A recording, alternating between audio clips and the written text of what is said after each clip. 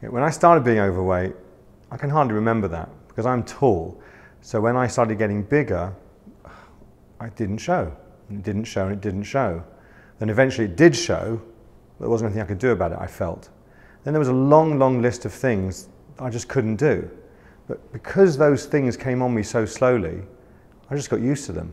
I got used to humiliation and things like getting stuck in a fairground ride. I broke chairs when I sat on them. It was just, I'd had enough, a feeling that I just hit rock bottom. And I'd laid awake at night just thinking, I wish I could cut this fat out. I wish I could cut it out. Wasn't ever going to do that, but I just felt there was nowhere to go and nothing I could do. There's a photograph from my son's wedding that I use as my before photograph. Because though I'm smiling in that photograph, this is a real smile. And the one in that photograph is just a cardboard, two-dimensional smile. Because although it should have been the happiest day of my life, or one of the happiest days of my life, all I could think about in my head was, I'm ruining their day. Because any photograph with me in there was completely imbalanced. I made the photograph look wrong. I didn't belong there. Because in my head, all I could think about was how it took me 20 minutes to put my socks on that morning because no one could help me. All I could think about was how, well, every day of my life when I walked down the street, if I was holding something in my hand, if I dropped it, how could I bend over to pick it up? And at the wedding, I walked down the aisle, I was holding in something in my hand, and if I dropped it, I'd ruin their day. Well, that was like a final straw for me. When I first joined my Slimming World group, well, I didn't stay for group, I just weighed in, because it was 32 women and me.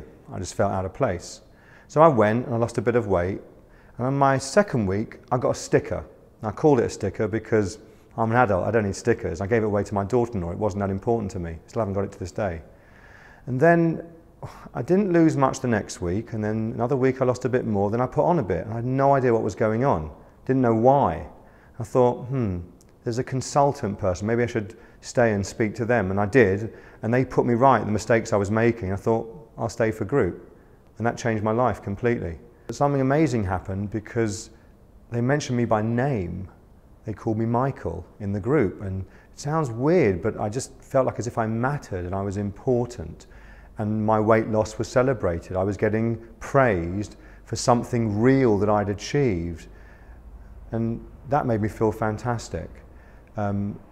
Subsequently, I've become a consultant, and I took over my group, and it went from 32 women and 1 man to 180 in a group with about 1/3 men. I've got another group, second one, which has just opened, that's 50% men.